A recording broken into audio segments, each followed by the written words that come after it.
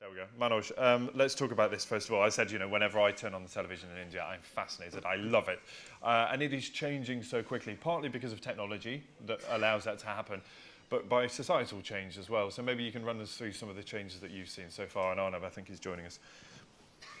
I think the biggest change that I've seen over the last 4 or 5 years is how people are now consuming their news.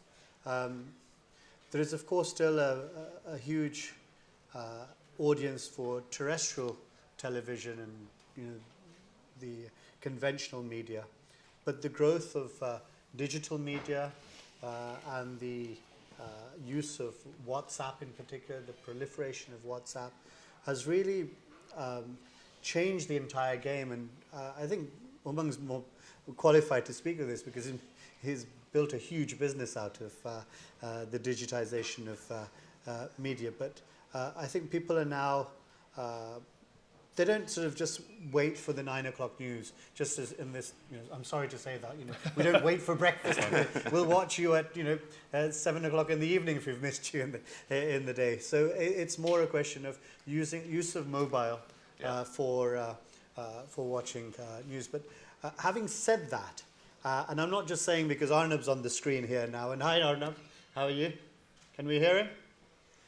It's not just because Arnab's on the screen. There are certain programs where people just don't want to miss. And whatever we may think in this part of the world of these big sort of debates with 7, 10 people on the screen at the same time, there's something gripping that the Indian public really love about this.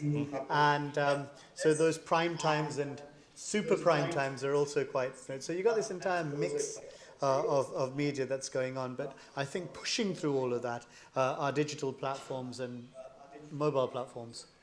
Yeah, I want to ask you about that actually. I mean, when we talk about this proliferation of technology, it puts so much power in the hands of a consumer of news. Correct. I know about that all too well in my job. And as Manoj said, you've made a business out of that. Just explain a little bit. So, it's kind of funny that 1 year later, I came here last year and Manoj and I were talking about this very subject in this room. And he kept pushing me saying, Umang, India is not about just tier 1 audiences. India, which is the voting population, or Bharat, is well beyond in several languages, which kind of resonated with us because we communicate news and information in 15 different languages. But we were just an aggregator. We would work with publishers and aggregate a news feed at that point of time. What we've now done over the last year, and this kind of resonated, and Arnab should talk to this point because he probably knows this better than anyone else in the room, is the voice of Bharat was really reflected in this election, right? And what we had done was we set up our own networks wherein we launched 543 TV channels on the app, which was getting hyper-local information from 543 constituencies. And that gave you the pulse of Bharat, unlike the pulse of India, right? And it was funny because in November when we did a poll, the results of the current election were bang on with that poll. And we were banned by the Press Trust of India, we were banned by the Congress because it felt like it was a biased medium, but it wasn't. It was just a reflection of what Bharat was telling us, because this was 6 million people that responded to a poll of 14 questions, which is the largest poll in the history of mankind. And it was done by AC Nielsen. It wasn't even done by Daily Hunt. But essentially, it's about getting the pulse of Bharat. It's about going deep into the wefts and wofts of society. And while there is mobile, which is proliferating and driving democratization of access and technology, TV still remains a very big aspirational element within India, within tier 2, tier 3, tier 4, within rural, right? It's counted as one of those consumer items that you want to buy. And so TV is not going anywhere in my mind, right? It's there to stay. Print, on the other hand, I have a different story, right? That's getting completely democratized. On that theme, let's bring in Arnab. And Arnab, welcome. I hope you can hear us, and we've established a connection to you. Yes, I can hear you. Good. It's lovely to see you, and thank you for taking the time. Maybe for those who aren't aware, and I think there will be very few in this room that aren't aware, but just talk to me a little bit about Republic TV. What is it? How does it work? And why is it such a success? Okay. Yes. Thank you, Ben. Congratulations, Manoj, for doing this. I wish I could be with you in person. So, Umang, thanks. Good to see you. About Republic TV, Ben, Simple thing is that this country is changing, and the media in this country is also changing. And Republic Media Network is a reflection of that change. So a few pointers about the Republic Media Network, so for all those in the audience understand where exactly we stand at the inflection point of the changing trends in the Indian media. The first and interesting thing about the Republic Media Network is that it is the completely professional and content and journalist owned, managed and run organization. So that is the first thing about us. Secondly, we are representative of the shift away from New Delhi in the media landscape in India. Because now for the longest time, almost 6.5 decades, almost 7 decades, the media in India was totally centered around New Delhi. And now that is shifting away from Delhi.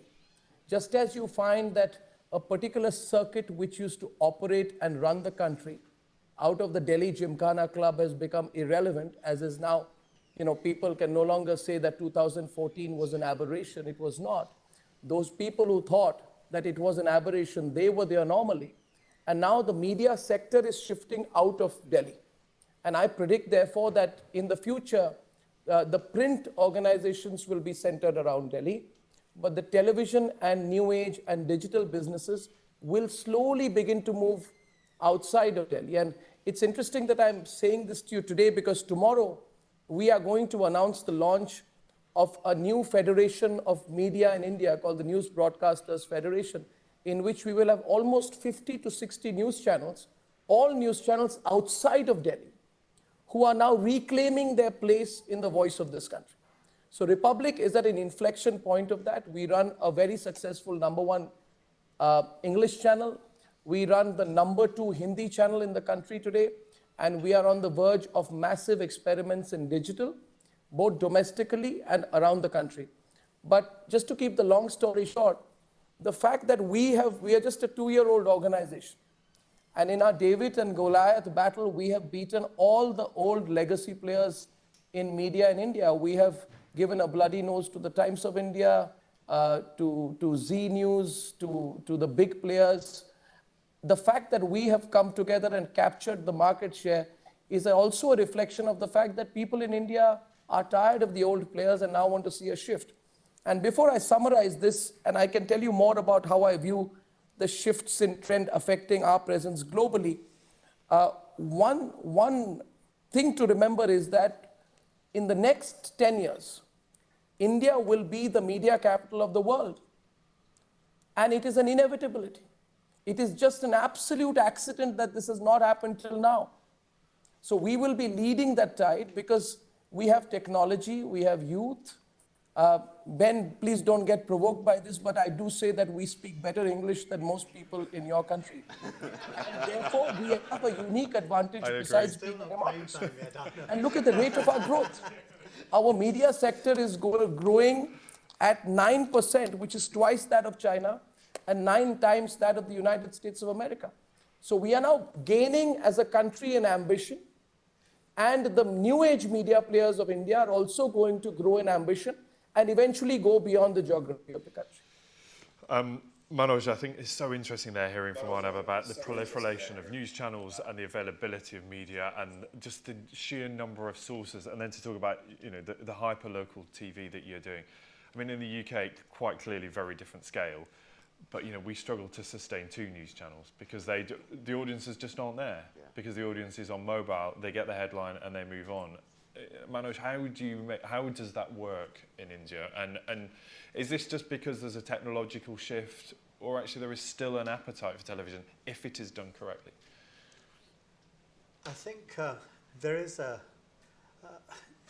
India's been suppressed for many years, or Indians have been suppressed from a media perspective for many, many years in terms of the availability of different channels and so on. It's only in the last 15 or 20 years that this phenomenon has arisen. And given the cultural diversity and the cultural complexity I think as Umang mentioned, and as what Arnab has alluded to, the real democratization of news and the real localization of news is happening. So people are now feeling quite empowered that actually through their mobile or through local television channels, and more so, I think, the push against elite English media in India has taken place, and that shift to more power to vernacular media, which you guys have all been working on. That has really led to ordinary Indians feeling very comfortable that actually this is our media, this is something that represents us, represents our locality, and that's the big change, that democratization and the fact that people that don't speak English also feel engaged with local and indeed national and international politics and international affairs. I think that's the real big change, and that's only going to grow, I think. But that brings, whilst benefits, there are also huge drawbacks in some respects because, and I hate the phrase fake news, there should be no other version, news is news, but there is a responsibility in that. It's very easy to disseminate, but there are very few checks about whether it's accurate. I mean, how do you contend with that? So, AI and ML, the way it's being touted is probably the best way to build a news feed. But what AI and ML does, and I think this country has experienced it in its own way, is it creates echo chambers, right? And so what happens is, whether it's in the US or in UK, we've seen these echo chambers get created, even if you're following one source of content, right? So there are three things that we're doing, which I think is unique and different. Now, I just want to touch on something Arnab said around globalization. But I'll just answer your question first. So the first thing that we're doing is we verify all of these sources of content. Even if there are 2 red flags on it or 2 flags by a user, we bring it down. The second thing that we've done is we've tweaked the algorithms. See, the media business is very simple when you come to digital. It's about you get the maximum user base and get them to spend the maximum amount of time, period. There's no third equation. There's no third lever to press on the button on, right? Now, if I keep showing you stuff that you want to see, right, I am propagating that echo chamber. And so we broke that with the algorithm to say, we're going to show you different perspectives. So this election, we launched a campaign which says, see different sides of the story. So if I'm seeing left-wing media, which is propagating a certain point of view, for that very narrative, I'm going to show you 5 other points of view. Let's say demonetization, right? Was it good for the country or was it bad for the country? There are two schools of thought. So we would show you those schools of thought so that you can form your own informed opinion. The other thing that Arnab said is, India is going to be the media capital of the world. And I see that happening right now. So, today we are at about 275 million monthly active users on the platform on Daily Hunt in India. In the next 3 months, we cross 300 million, which is when we would be larger than the global giants in the country. And in the next 2 years, with the internet moving to vernacular, we think we'll get to about 500 million users on the platform, right? Wow. Interestingly, about 20% of them is Indian diaspora coming from international markets. So I think there are 2 things that I wanted to say here. Forums like what we're doing here today get really important in terms of propagating that message. But also, how do you get that message translated into languages? Because interestingly, we were the 3rd largest app in Singapore. We didn't realize it. We've never even done anything in Singapore, but there were lots of Tamilians and Telugu population there, right? Same with the Middle East. In Dubai, people know me, and I've never gone there for business, to be straight with you. They know the brand. And so the interesting part is, with the young population, with us providing the demographic dividend of India's workforce, we're going to practically be feeding the entire world with that workforce, right, in the next 10 years. And so the medium by which we communicate, whether it's television, whether it's mobile, India is going to become the hub or the epicenter for media. And I think that shift is going to be hard for some of the global players to digest. And I see it coming right now, just to Arnab's point. Yeah, and Arnab, I want to, if I can bring you back in at this point, because you talk about that huge proliferation of channels, and I wonder, you're in a position where you need to attract viewers and eyeballs and regular watchers of those shows, but at the same time, as we heard here from Umang, about the balance, the journalistic credentials, and making sure that what you're presenting is not just entertainment, but it's factual too. How do you square that circle? Well, I mean, we would just be sure that we never do what the BBC does. Which is what? You know, the fundamental thing, Ben, you got to understand, is that the growth of the Indian media is apart from the state. It's away from the state. And how can a country have soft power if the players in the media are not independent? Now, if, for example, why do I feel that the BBC is a soft opportunity, lost opportunity? Because it's too intertwined with the state. So when we look at the Indian model, it is a model which says that the BBC model is an outdated one. A model which seems to function as a corollary to the state machinery, does not therefore favor the perception of credibility, because you have to understand, you are in a country where your prime minister, as part of the broadcast policy, not just that, but also your British national security strategy and strategic defense and review, said that Britain will invest about $100 million each year in the BBC's digital and radio services to build a global outreach.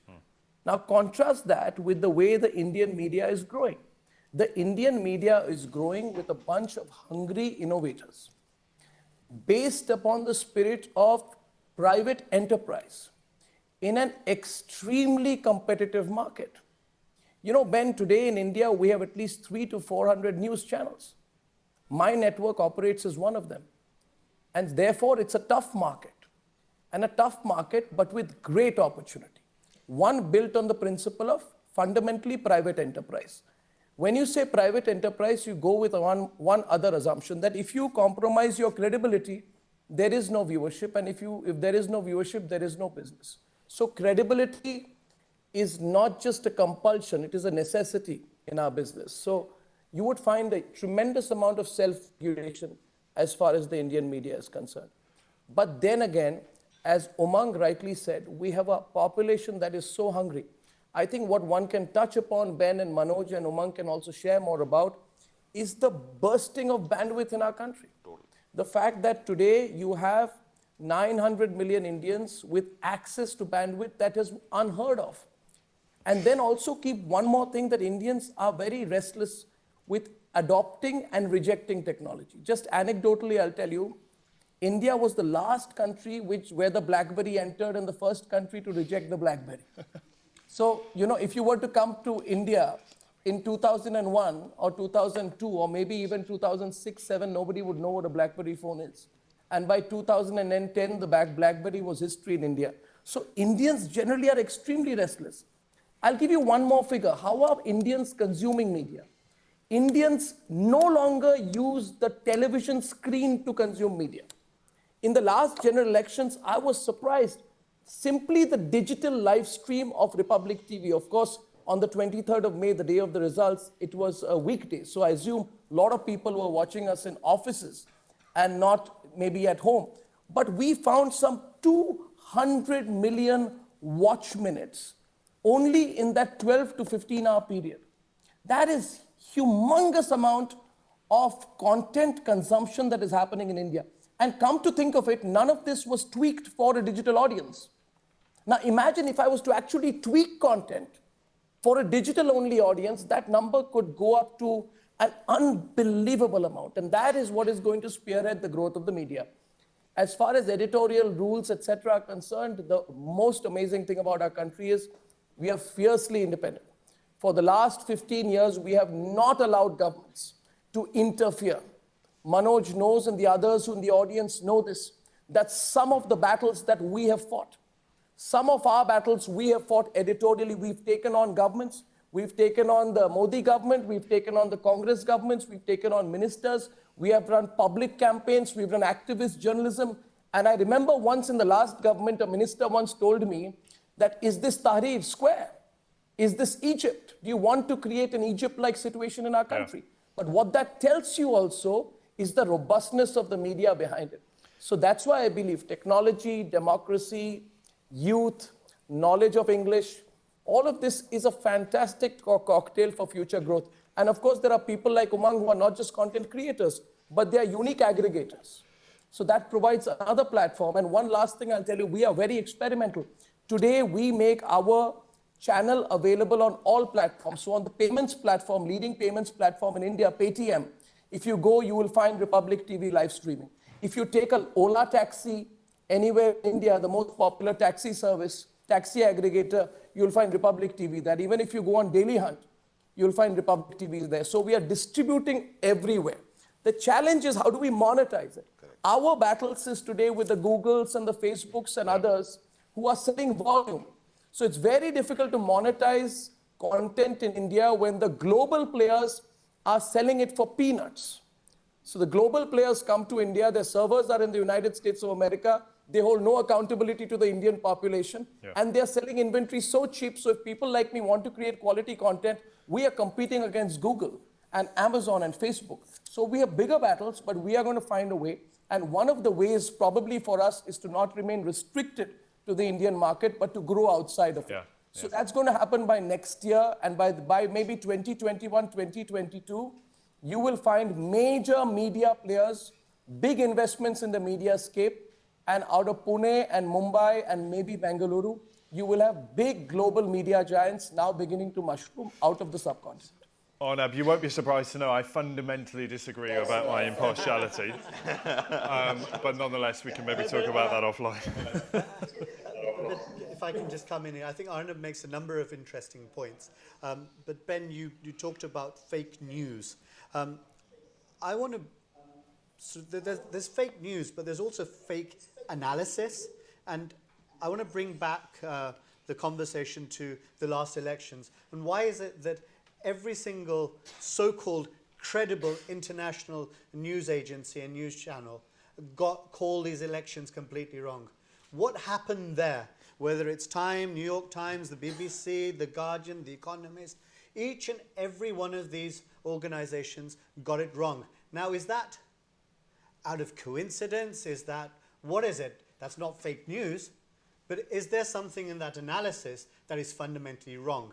And that's where the efforts that people like us at India Inc. are doing is that, well, look, if the international organizations, media organizations are getting it wrong, yet there is significant interest, as both Umang and Arnab are saying, about India, and there's a huge, obviously, an Indian diaspora, then somebody needs to tell the India story as it is, or from an Indian perspective. And there are two major globalization stories. There's the China story, which is driven by the state, and the India story, which is driven by its business and its people. And that's where, when I set up India Inc. and India Global Business, we publish out of London. Our audience is not an Indian audience, it's a global audience. And I had this bug that said that, well, why is it that the BBC and Time and everybody else can sit there and pontificate about the Indian elections, that can and give analysis about the Indian economy, and they're getting it wrong a lot of the time now. And I'm being quite candid about it. What about Indian analysis about Brexit? What about Indian analysis of what's happening in Washington, or what Trump and Xi? There needs to be that perspective. Precisely. And so that's the change that you're seeing now. Yeah, Arnab, jump in. Can I come in on this? I'm going to jump in on this, and please don't think I have a peeve against the BBC. I don't think it's outdated. Credibility is questionable after reports during the first Gulf War. Everyone knows how BBC cancelled a Panorama program which exposed the fact that British companies had been involved in the development of a so-called supergun for Saddam Hussein. But that's not my issue. I'm from India, I'm concerned about India. My issue is that when the BBC is so cagey in its coverage even of the 26/11 attacks, instead of calling the Lashkar-e-Toiba terrorists, they refer to them as gunmen or militants. Now that is unflinchingly unacceptable. And my fundamental view today is that somewhere we have a view, and you can ask this anywhere. You know what's happening in the US.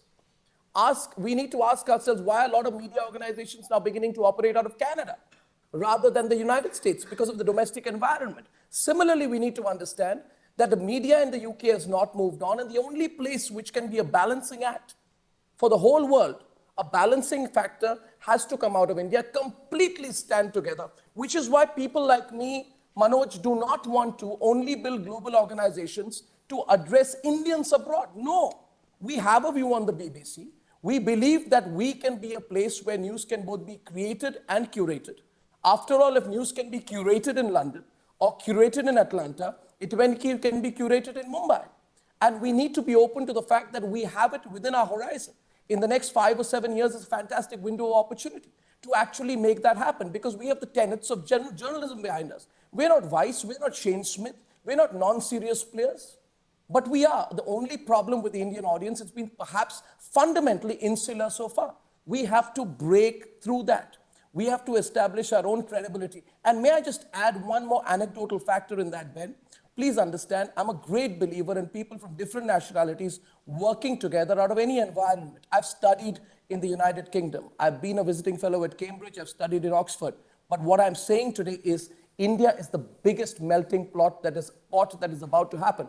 In 2005 and 2006, we encouraged Chris Ahern and Tom Gloser of Reuters to make a 26% investment to launch the channel, which I saw. It was the first consumer-facing investment of Reuters. Of course, Reuters exited after 2 years. But for those 2 years, out of a mill in Lower Parel, not far from this office, we used to have people from 20 nationalities operating and creating a program called the Reuters World Report. So we saw that eventually media is geography agnostic. And the opportunities are fantastic. The availability of talent is unbelievable here in India. And I think there's a pride to it also. One fact which maybe many people in your audience will understand, there is a great pride to it. I mean, India moves very, very, very, very fast. Every time in India, people feel that this country will not move. But then we took 1.5 years to move from the 130th position in the ease of doing business to 53rd in 2018. That is how fast India moves. Now, can that happen in the media? It will, because the pace of India's military, economic, and scientific growth proves what we can achieve in the short term. And the most recently evolved will always leap the farthest. And therefore, our evolution will be very quick in the next 2 years.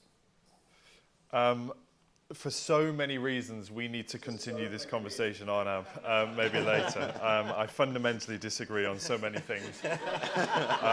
But that is what we do. You should go on one of his debates. I should. I want to be in one of those boxes with 10 other people. I'm glad I provoked you from 10,000 kilometers away. Imagine how much I provoked you when we meet face to face. But yes, I am not. I'm aware I cannot become part of the panel, nor am I here to defend the BBC. But Arnab, it's really good to talk to you. Thank you so much, and also to you, the two of you here. It's been a really fascinating conversation. There is so much more we could talk about. I know everyone will be gasping for a coffee. I need a gin, I think. But nonetheless, please go and grab a coffee. We've got about 10, 15 minutes, and then we'll reconvene here then. So I'll give you a shout, but please go and get a coffee and we'll have a little break.